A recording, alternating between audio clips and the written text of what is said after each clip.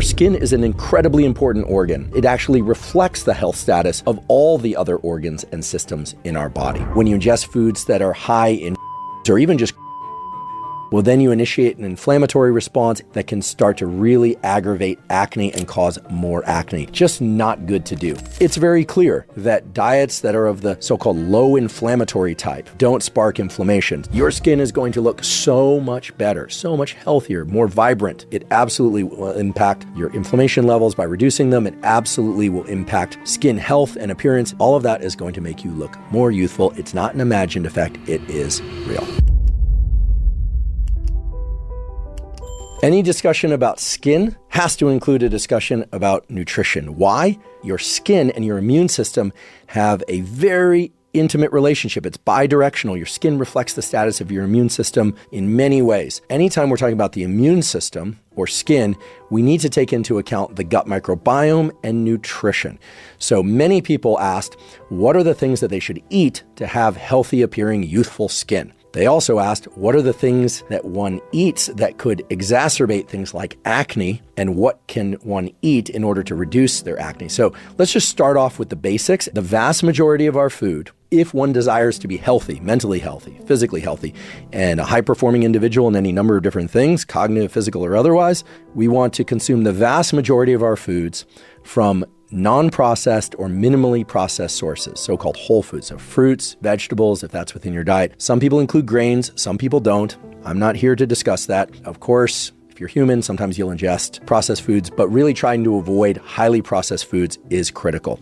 With respect to the specific foods that can improve skin appearance and skin health, it's very clear that diets that are of the so-called low inflammatory type, that don't spark inflammation. So these would be things that sometimes are referred to as the Mediterranean diet or a paleo-like diet. You hear these terms, but what are we really talking about? Mostly whole foods, minimally processed foods. Again, I'm an omnivore. I love fruit. I love vegetables. I do like rice, oatmeal, and some pastas. I like a great sourdough bread. I like butter. I like olive oil. I like meat. I like fish.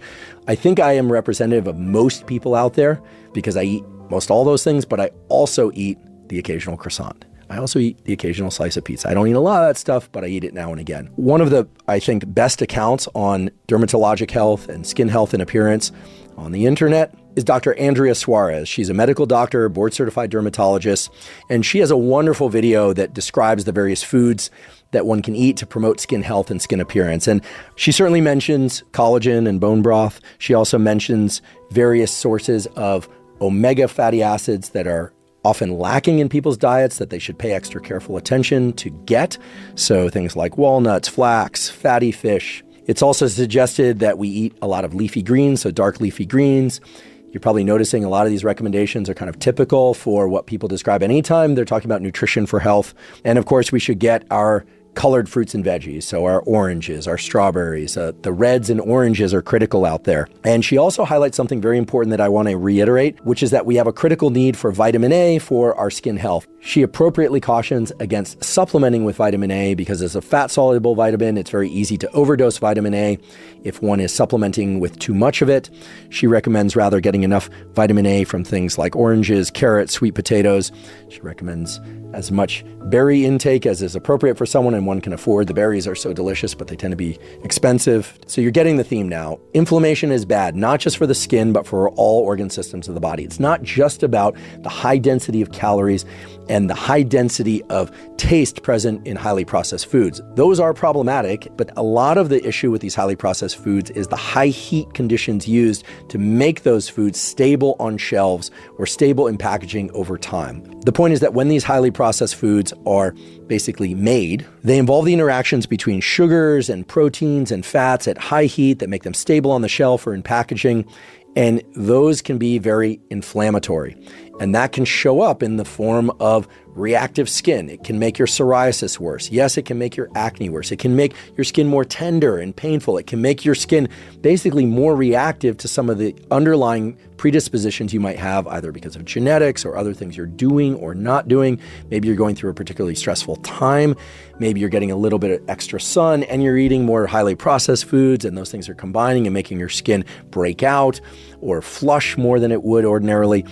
Again, there's so many reasons to eat most of your foods from non-processed or minimally processed sources.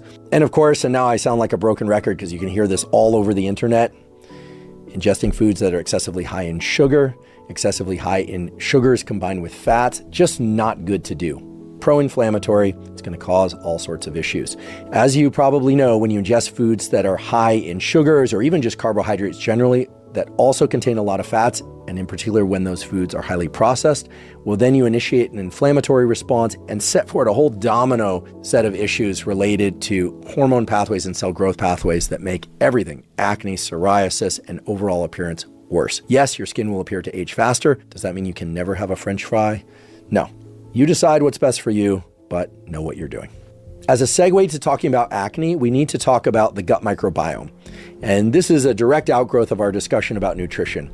Here's the simple takeaway that I believe everyone should follow, not just for sake of healthy appearing skin, but also for sake of every organ and tissue system in your body, which is the data clearly show that ingestion of sufficient amounts of fiber, so prebiotic and probiotic fiber, so fruits, vegetables, sometimes this can also come from grains. Some people will supplement with additional fiber if they feel they need it, as well as ingestion of low sugar fermented foods, things like kimchi, sauerkraut, the sort of sauerkraut that has to stay in the fridge, so not the stuff that's stable on the shelf at room temperature. Anything containing a brine, that salty brine. These low sugar fermented foods are powerful enhancers of the gut microbiome. And when the gut microbiome is healthy, you have reduced overall inflammation in the body.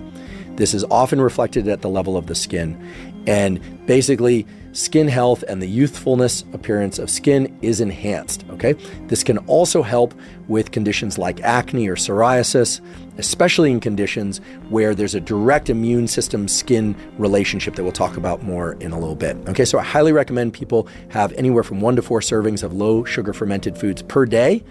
And let's face it, low sugar fermented foods, if you find the ones that you like, are really great to ingest because they're tasty and they're good for you. We keep coming back to inflammation as a general issue for skin health.